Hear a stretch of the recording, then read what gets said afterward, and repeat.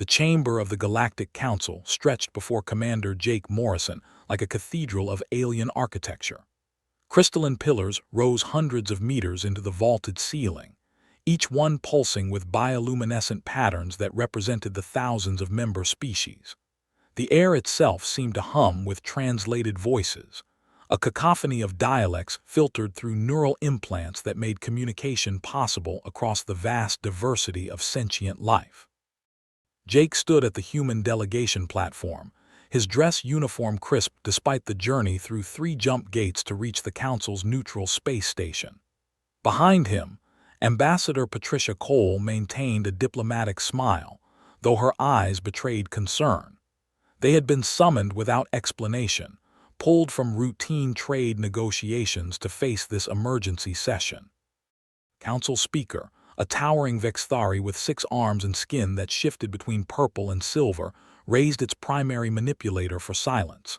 The chamber fell quiet, thousands of delegates from across the galaxy turning their attention to the human platform. Humanity, the speaker's voice resonated through the translation network. You stand accused of violations most severe. Your species has been under observation for the past standard cycle, and the evidence compiled is disturbing. Jake exchanged a glance with Patricia. Disturbing. Humanity had followed every protocol, every trade regulation, every diplomatic nicety required by Council membership.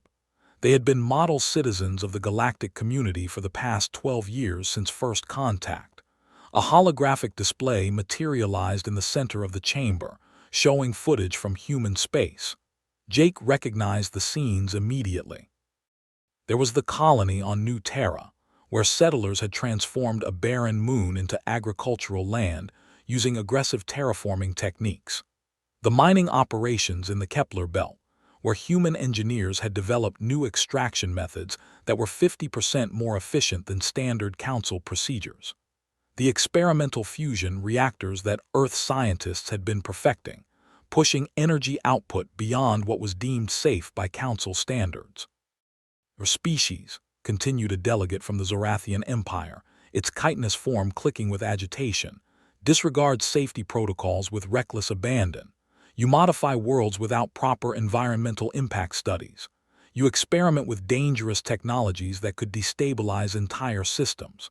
And most concerning, you spread across space with a velocity that suggests conquest rather than exploration. Patricia stepped forward, her diplomatic training evident in her measured tone. Council members, humanity has been transparent about all our activities. We have submitted reports, invited inspections, and collaborated with Council scientists.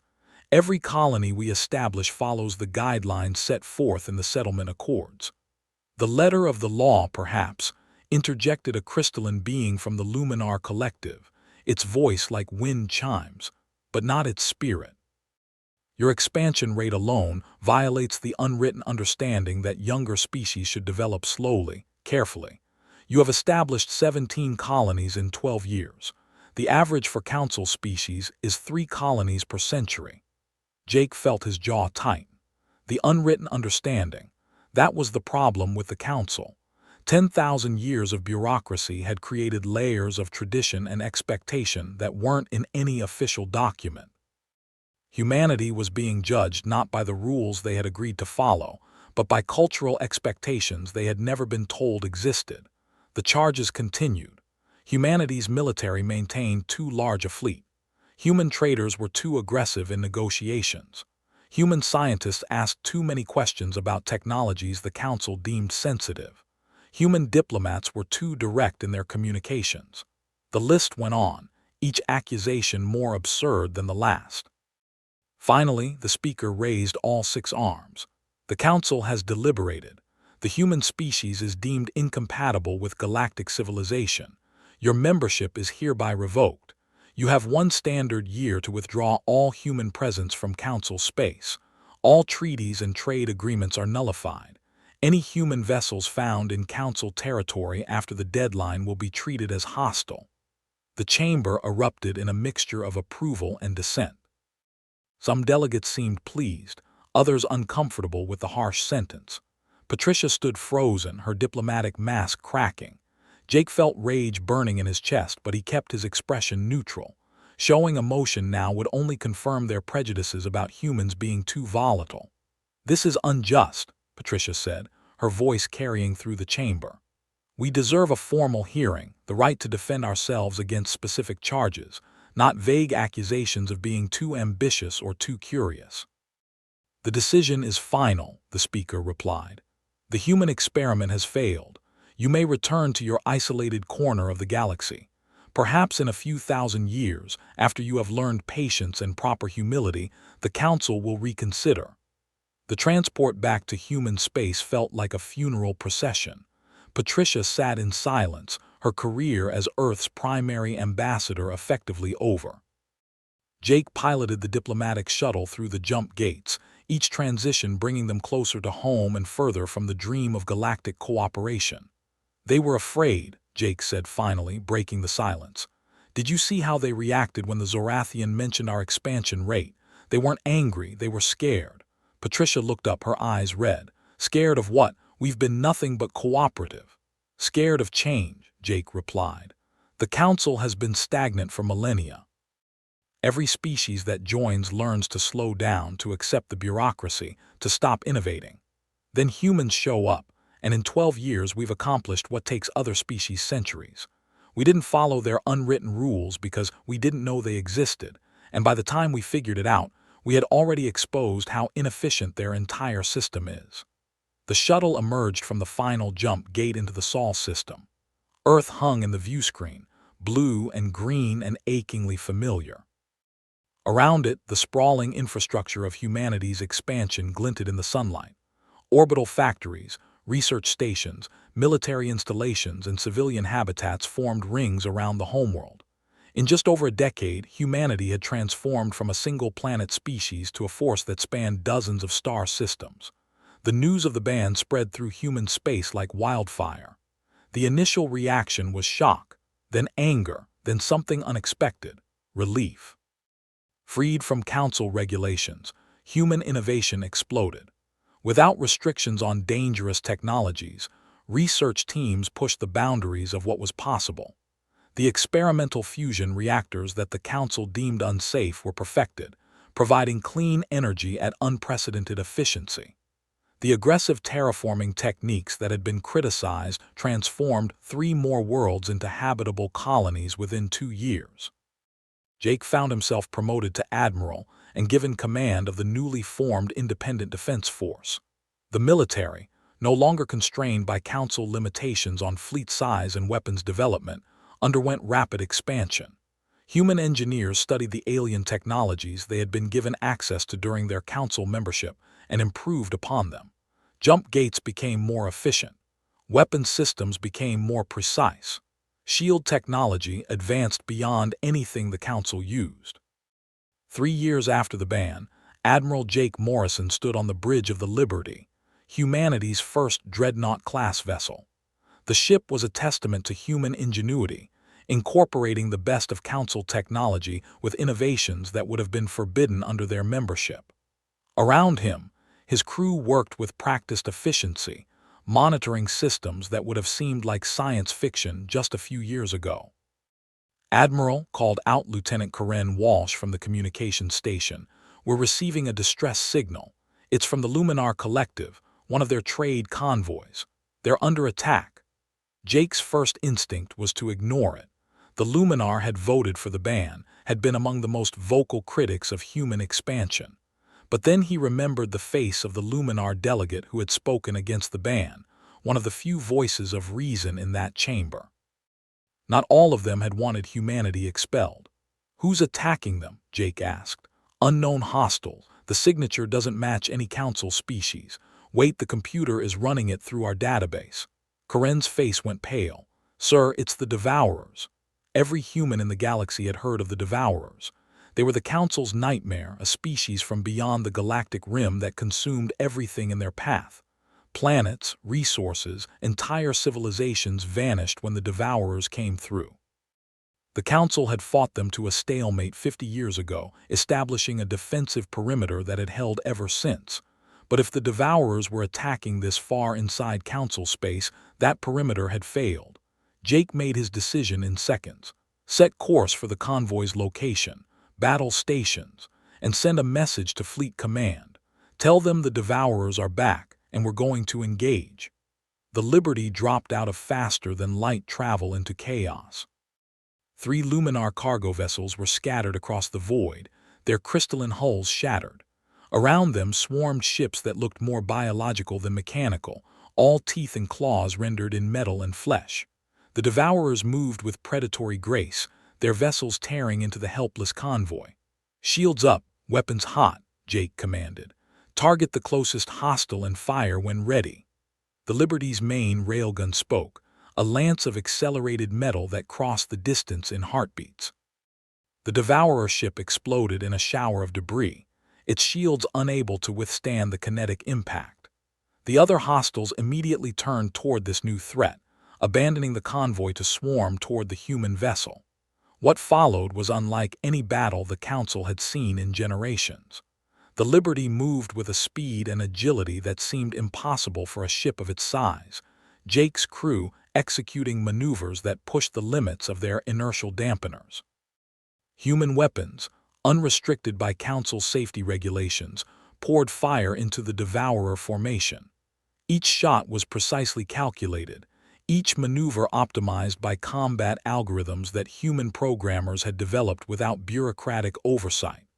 The Devourers were fierce opponents, their tactics honed by centuries of conquest, but they had never faced an enemy quite like humanity. Where Council species fought defensively, waiting for backup and following established protocols, humans attacked with controlled aggression.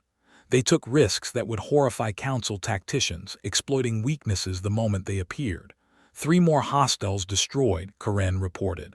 The last 2 are attempting to flee. "Let them go," Jake ordered. "Focus on search and rescue. Get those Luminar survivors aboard." As the Liberty's rescue teams pulled crystalline beings from the wreckage of their ships, Jake watched the retreating Devourer vessels disappear into faster-than-light travel. They would report back to their fleet, tell them about the new power that had appeared in the galaxy. Good. Let them know that humanity was here. The Luminar captain was brought to the Liberty's bridge, its crystalline form cracked but alive. Through the translation network, its gratitude was palpable. "You saved us, but you are human, are you not?" "Why would you help us after what the Council did?" Jake smiled. "Because it was the right thing to do. Your government might have voted against us, but that doesn't mean we'll abandon innocent people to die. That's not who we are." News of the rescue spread through Council space faster than light. The humans, banned and isolated, had done what Council forces had been unable to do: defeat a Devourer raiding party without losses. More importantly, they had done it to save Council citizens who had voted for their expulsion. The Devourer incursions continued over the following months, growing bolder as the defensive perimeter crumbled. Council forces found themselves overwhelmed, their tactics unchanged in centuries, proving inadequate against the evolving threat. And each time a distress call went out, human ships appeared. Not because they had been asked, not because they expected gratitude, but because they chose to help. Admiral Morrison became a legend among Council species, the human commander who appeared when all hope was lost. His fleet grew as more ships joined the Independent Defense Force, human volunteers eager to prove their worth to a galaxy that had rejected them. They didn't fight for recognition or reward. They fought because it was right, because they could make a difference, because standing by while others died wasn't in their nature. 6 months after the first rescue, Jake received an unexpected communication. It was from Ambassador Cole, now serving as Earth's representative in negotiations with individual Council species who had begun reaching out secretly. "Jake, you need to see this," Patricia's hologram said, displaying a document. "The Luminar Collective has formally requested a mutual defense treaty with humanity. They're not the only ones. 16 other species have made similar inquiries. They're scared, Jake.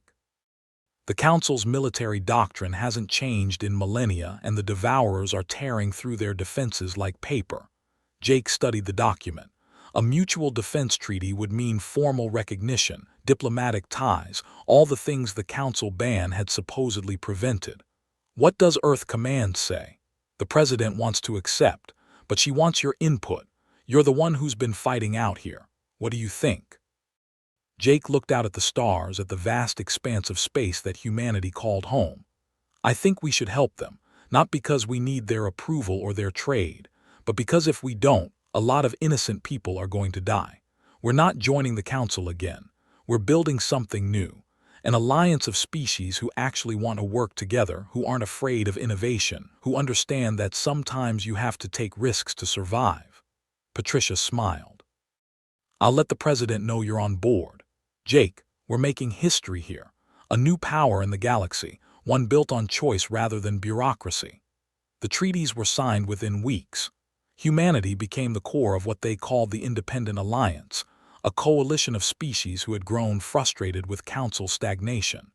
They shared technology freely, collaborated on research without endless committees, and developed military strategies that prioritized effectiveness over tradition. The human trait that had gotten them banned, their relentless drive to innovate and expand, became the Alliance's greatest strength. A year after the first rescue, the Devourers launched their largest offensive yet. A fleet of hundreds of their bioships poured through the weakened defensive perimeter, heading straight for the heart of Council space. The Galactic Council convened an emergency session, their ancient procedures grinding slowly as they debated response strategies. They didn't need to debate long. Before they could finalize their battle plans, the Independent Alliance fleet arrived. Admiral Morrison commanded from the Liberty, now the flagship of an armada that included ships from 20 different species. They had trained together, fought together, bled together. They were ready. The battle that followed would be remembered as the turning point. The Alliance fleet met the Devourers head-on, using tactics that would have been impossible under Council regulations. They split their forces, attacking from multiple vectors simultaneously. They employed weapons systems that Council safety boards had deemed too dangerous. They took calculated risks that paid off in devastating effectiveness. Jake stood on the Liberty's bridge, coordinating the fleet through the chaos of battle. "Strike Group Beta, target the bioships on the left flank. Strike Group Gamma, push through the center. We need to break their formation." The Luminar vessels, their crystalline hulls now reinforced with human-designed armor, formed a defensive wall that absorbed the Devourers' energy weapons.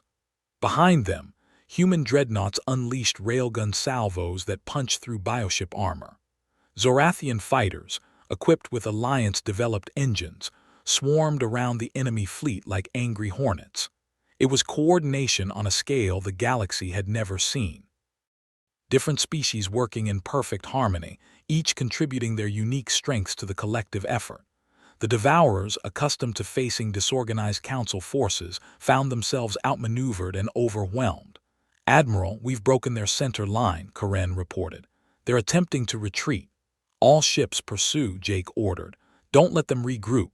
Push them back through the perimeter." The Alliance fleet surged forward, driving the Devourers before them like a wave. For the first time in decades, the nightmare species from beyond the rim was in full retreat, and the entire galaxy was watching. In the aftermath of the battle, Jake received a transmission from the Galactic Council. The speaker's image appeared on his view screen. All 6 arms folded in what he had learned was a gesture of respect. "Admiral Morrison," the Vexthari said, "the Council wishes to express its gratitude for your intervention. Your forces performed admirably." Jake kept his expression neutral. "We didn't do it for the Council. We did it because innocent lives were at stake. Nevertheless, the Council recognizes that our decision to ban humanity was premature. We would like to discuss reinstating your membership with full honors and no restrictions." There was a time when Jake would have jumped at that offer. Validation, acceptance into the galactic community, all the things humanity had wanted when they first made contact. But that was before. Before the ban. Before they had learned to stand on their own. Before they had built something better. "Thank you, Speaker, but we'll decline. The Independent Alliance suits us better. No bureaucracy, no ancient traditions holding us back, just species who want to work together for mutual benefit. If the Council is interested, you're welcome to apply for membership in the Alliance. We judge species by their actions, not by how long they've been around." The speaker's skin shifted through several colors, a sign of emotional turmoil. "You would turn down council membership. We already tried being part of the council. It didn't work out. You wanted us to slow down, to stop innovating, to fit into a system that hasn't changed in millennia. The Alliance is different. We move forward together, we share everything, we take risks because progress requires risk. If the council wants to be part of that, we'd be honored. But we're not going back to the old way." The transmission ended with the speaker promising to relay Jake's words to the full council. Patricia contacted him minutes later, laughing with a joy he hadn't heard from her in years. "Do you realize what you just did? You turned down council membership. No species has ever done that." "Maybe it's time someone did," Jake replied. "The council had 10,000 years to get it right, and they spent that time getting comfortable and complacent. The Alliance has been around for 2 years, and we've already accomplished more than they have in centuries. We're not asking permission anymore, Patricia. We're showing them a better way." Over the following years, the balance of power in the galaxy shifted. The Council remained, but its influence waned as more species joined the independent alliance. They were drawn by the promise of unrestricted research, by military protection that actually worked, by a system that valued innovation over tradition. Humanity became the unlikely center of this new galactic order, not through conquest or coercion, but through simple demonstration that there was a better way to do things. They shared their technologies freely, taught their tactics to anyone who wanted to learn, and proved that species who had been enemies for millennia could work together when given the right framework. The Devourers tested the new alliance repeatedly, probing for weaknesses. Each time, they found a united front that grew stronger with every engagement. The nightmare species that had terrorized the galaxy for generations was pushed back, contained, and eventually forced to negotiate. The peace treaty that followed was the first time in recorded history that the Devourers had agreed to any limitation on their expansion. Admiral Morrison retired from active service 5 years after the ban, his legacy secured as the human who had changed the galaxy. He returned to Earth, to the planet where humanity's journey to the stars had begun. But he didn't stay long. There was too much work to do, too many species to help, too much potential to unlock. He accepted a position as the Alliance's Director of Strategic Development, working with Patricia Cole to shape the future of galactic civilization.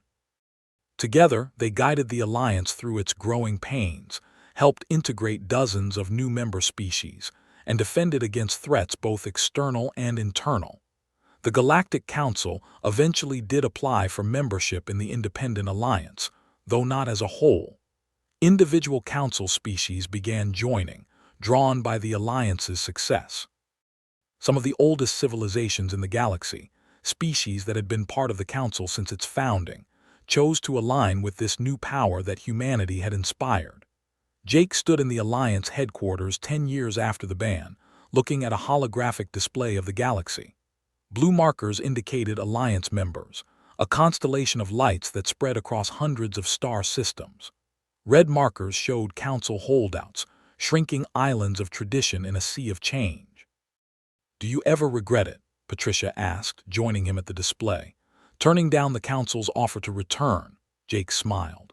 "Not for a second. The Council wanted us to be like them, to slow down and fit in. But we showed them something better. We showed them that species can work together without sacrificing what makes them unique. That progress doesn't have to mean losing your identity. That the galaxy is big enough for everyone, as long as we're willing to face it together."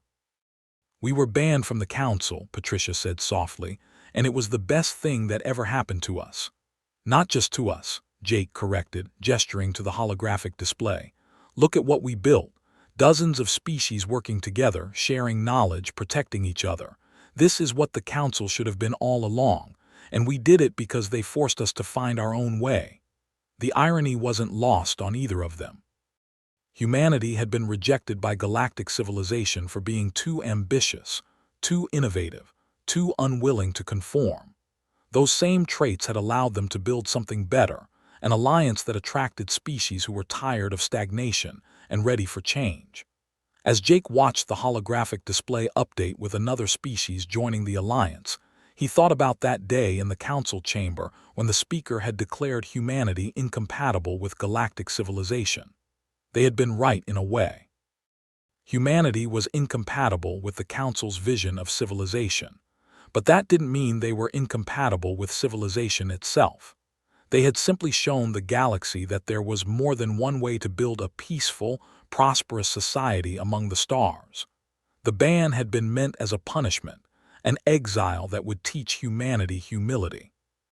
Instead, it had freed them to be exactly what they were, a species that refused to accept limitations, that saw every challenge as an opportunity, that believed the future was something to build rather than inherit. And in being themselves, humanity had done the impossible. They had taken their greatest weakness, the traits that made them too different to fit in, and turned it into their greatest strength. They had been banned from the council and emerged as a new galactic power, one built not on conquest or coercion, but on the simple idea that everyone deserved a chance to reach their full potential. The future stretched before them, vast and full of possibility. The independent alliance would face challenges, would make mistakes, would struggle with growing pains, but they would face it together, as partners rather than subjects. And at the heart of it all would be humanity, the species that had been rejected and had turned that rejection into revolution. Jake Morrison looked at the stars through the headquarters viewport, at the infinite expanse that humanity called home. They had come so far from that first desperate day in the council chamber, and they were just getting started. "What do you think comes next?" Patricia asked. Jake smiled. "Whatever we want. That's the point of the alliance. We're not following someone else's rules anymore. We're writing our own, and I think we're going to write something amazing." The holographic display pulsed with new data. Another species had just submitted an application to join the alliance. Then another. The galaxy was changing, reshaping itself around a new center of power. A power born from rejection, forged in conflict, and tempered by the simple human belief that tomorrow could always be better than today. Humanity had been banned from the council. In response, they had built something better, and the galaxy would never be the same.